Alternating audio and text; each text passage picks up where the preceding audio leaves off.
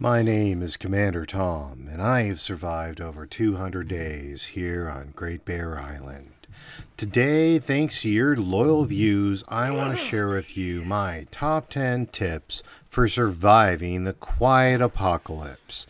Simply because no one should have to survive alone.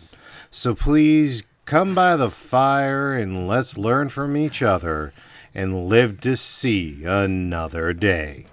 Number 10. Warm-up naps. As you are making your way across the frigid landscape that is Great Bear Island, you will eventually start to become cold, if not frostbite risk. The simplest solution? Find a bed. Take a nap. Even a simple hour of warm sleep will heal your cold ailments as well as any frostbite risk. Number 9. Get crafty. Sometimes RNG is a cruel mistress, and you are unable to find gloves or a hat. And these are critical in the early game to avoid the frostbite we had previously described. However, cloth is generally in decent supply, even if you have to rip the curtains down off the windows. Once you've got the fabric, find yourself a comfortable place and start sewing. This is because it's going to take a little bit of time to put together what you need as gloves and a hat. But if you've got a sewing kit and you get the cloth together for that, you can easily get yourself into a situation where you can walk outside for a longer period of time and better able to find the better resources. I'm not saying this is top tier equipment. I'm saying this gets you through the next step to survive the next day, which is all that this game is about, is living to see another day.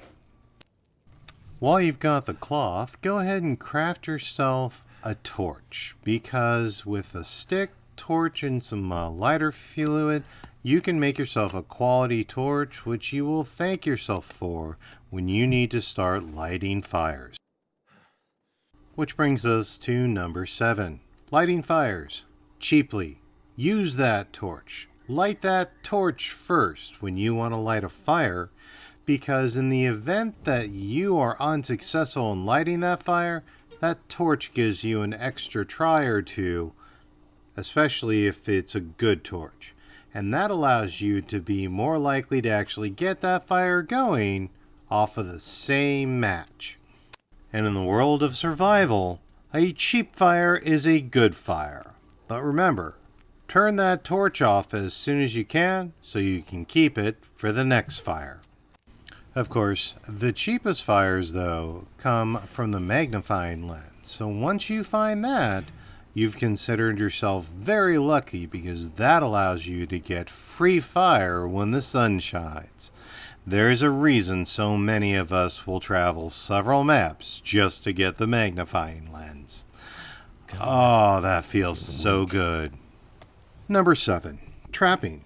Survival is a lazy man's game, so as soon as I can get the reclaimed lumber and some cured guts, I will start building traps. You don't need many, maybe 3, maybe 4. But as soon as I can, I get those materials to the workbench so I can build those traps.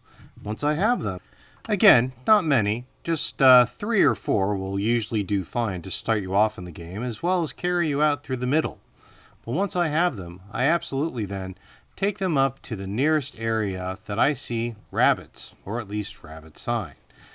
And once you're there, all you need to do is start laying them down. It doesn't need to be anything decorative. It doesn't need to be complicated. You just need to set them up into what literally is a trap line.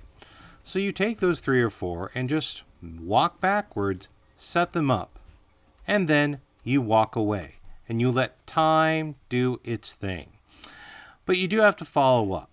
But if you do, when you return the next day, then you will be greeted with a pleasant surprise. I have found my success rate generally about 50 to 75%.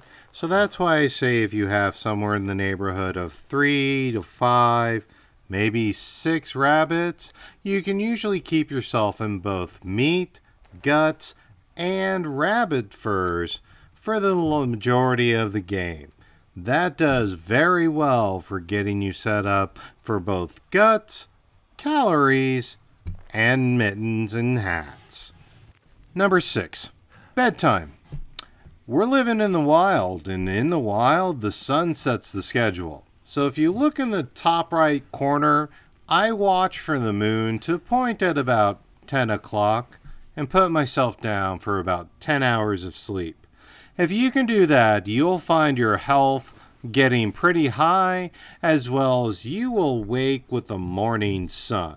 You'll skip most auroras, you'll be in good condition, and you'll be in a position to use all of the daylight hours to be productive to live to see another day.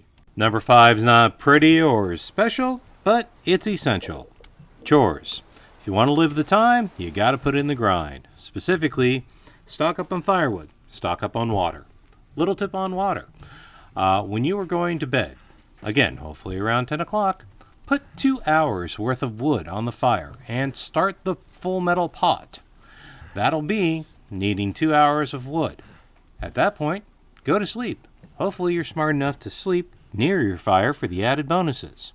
If you put those variables together, you will give yourself a good night of sleep, again, hopefully 10 hours starting at 10 o'clock, and you will wake up then, refreshed, healed, as well as have an entire pot of fresh water waiting for you. Because it only needs 2 hours. You don't need to watch it. A watch pot never boils, especially in this game. But a pot that you sleep through? Well, heck, that will cure your morning thirst. Number 4, Snowshelter. A lot of people forget about this. But the cloth that you carry for a Snowshelter and the sticks that you pick up along the way, they actually weigh less than the bedroll. And if you're not planning to sleep over someplace, if this is an emergency caught in the wilderness, build yourself a snow shelter. They will keep you alive. They get you a shelter that you can sleep in over the night. You don't need a cave. You don't need anything else but sticks and cloth, and you get to live to see another day. Number 3. If there's a skill that's kept me alive for 200 days on Great Bear Island, it's archery. I gotta say, not just because of the skins or the food, but because of the fun. Bow Bunny Bingo is what keeps me sane. It's probably one of my favorite pastimes when you're in a little bit of a lull. So when in doubt, grab the bow and go hunting. Number 2, tea. Tea has saved my life on more than one occasion in both Hush River Valley and in Pleasant Valley. It's light in your pack, it gives you hydration, calories, and warmth bonuses. And any of those features can save your life on any given day here on Great Bear Island. If you want to score a long life here, carry teas. And finally, my top tip for learning how to survive in the quiet apocalypse, learn the maps. I wish I could do something more original, but in truth, learning the maps of Great Bear, learning what is where supplies are, where shelter is, where the things you need and where they are, that's going to help you survive. That's going to make every accident, every bull moose, every wolf attack. If you learned more about the island, it wasn't a loss. Every death is worth something because you can survive longer the next time. And that's all that this is about, is learning how to live another day longer. It doesn't matter how you live. It doesn't matter where you live. It only matters that you live. Because some days the sun does shine, and some days you score. I appreciate you sticking with me. If you want to know more, that's what playlists are for. And if you want to know if I live to see tomorrow, leave a like and subscribe. I'm Commander Tom. Thanks for 200 days on Great Bear Island. I'll see you next time.